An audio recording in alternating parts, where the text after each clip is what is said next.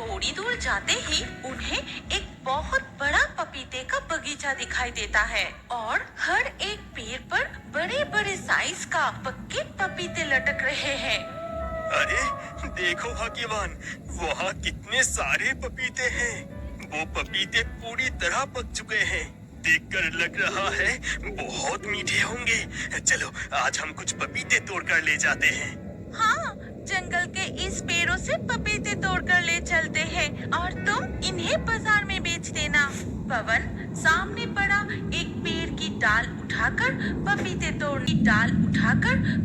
तोड़ने लगता है, लेकिन उस पपीते की पेड़ के ऊपर सो रही थी एक डरावनी चुड़ैल। पेड़ से पपीते गिरने की आवाज से उसकी नींद टूट जाती है।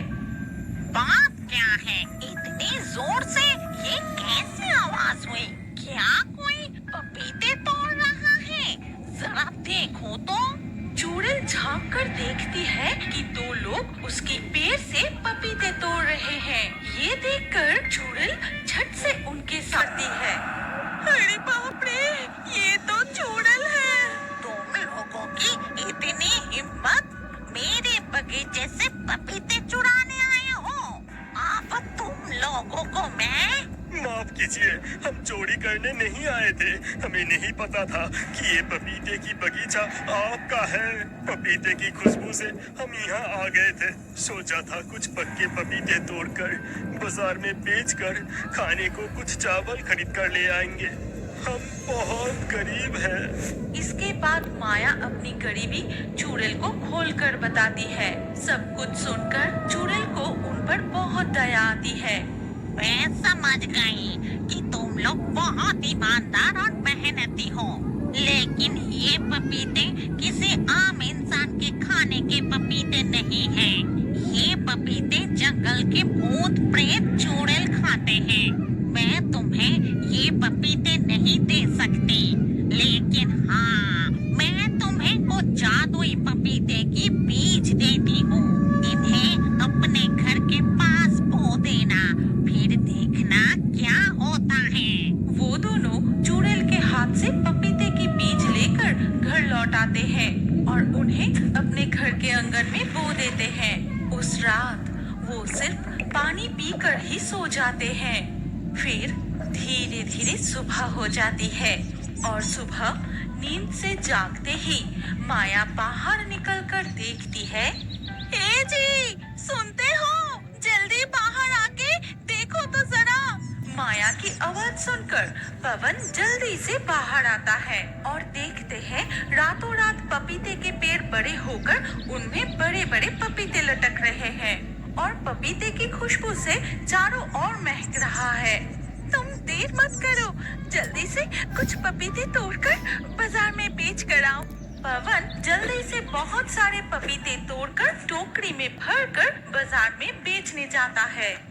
पपीते ले जाओ, पपीते, मीठे पक्के पपीते। अरे जल्दी ले जाओ।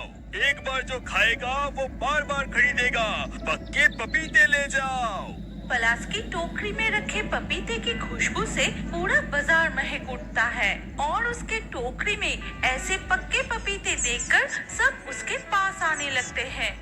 वाह, तेरे टोकरी में रखे पपीते तो बहुत बड़ा बड़ा है और पूरी तरह पक भी चुके हैं।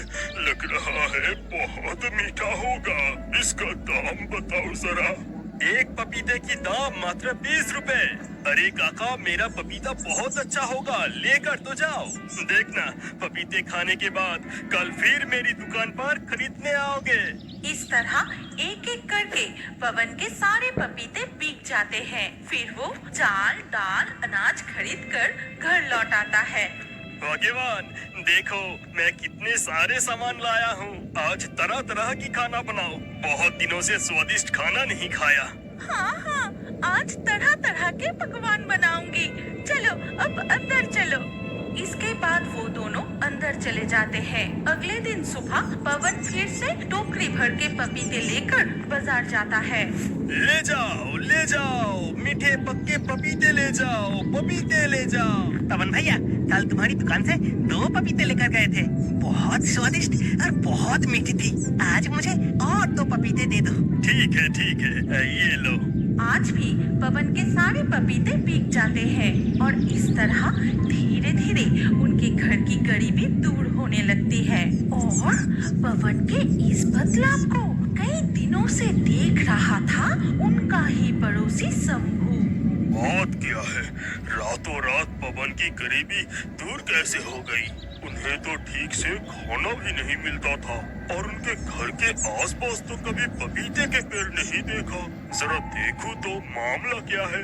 फिर शंभू जाकर छिपकर देखता है पवन के घर के आंगन में बहुत सारे पपीते के पेड़ लगे हैं और उन पर बड़े बड़े पक्के पपीते लटक रहे हैं।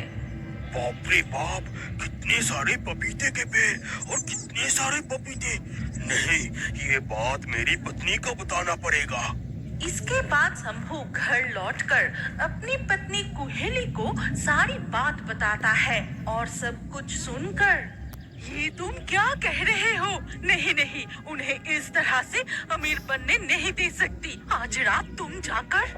हाँ भगवान, समझ गया। आज रात तुम और मैं जाकर। वो जैसा सोचा वैसा ही किया। गहरी रात होते ही शंभू और कुहेली जाकर पवन के आंगन के सारे पपीते के पेड़ काट देते हैं और अगले दिन सुबह होते ही शंभू और कुहेली जाकर पवन के आंगन के सारे पपीते के पेड़ काट देते हैं और अगले दिन सुबह होते ही। हाय हाय, ये क्या अनर्थ हो गया? हमारा ऐसा सर्वनाश किसने कर दिया? ए जी, जल्दी बाहर आकर देखो। ये क्या? देखकर लग रहा है किसी ने जानबूझकर हमारे सारे पपीते के पेड़ काट दिए हैं। हमारा ऐसा नुकसान किसने किया? सुनो ना, हम फिर से जंगल में चुड़ैल के पास चलते हैं। वो चुड़ैल बहुत दयालु है, वो जरूर मदद करेगी। फिर से माया और पवन जंगल में उसी चुड़ैल के पास जाते हैं और उसे सारी बात बताते हैं। मैं समझ गई, किसी ने ईर्ष्या से जानबूझकर ये काम किया है। ठीक है, तुम लोग चिंता मत करो, ये पपीते के बीज ले जाकर फिर से बो दो। आज रात मैं खुद जाकर तुम्हारे पपीते के पेड़ों को बहरा दूंगी। पवन और माया उन पपीते बो देते हैं और चले जाते हैं और साथ ही साथ जादुई पपीते के पेड़ बड़े होकर पपीते से भर जाते हैं। फिर धीरे धीरे रात हो जाती है। उस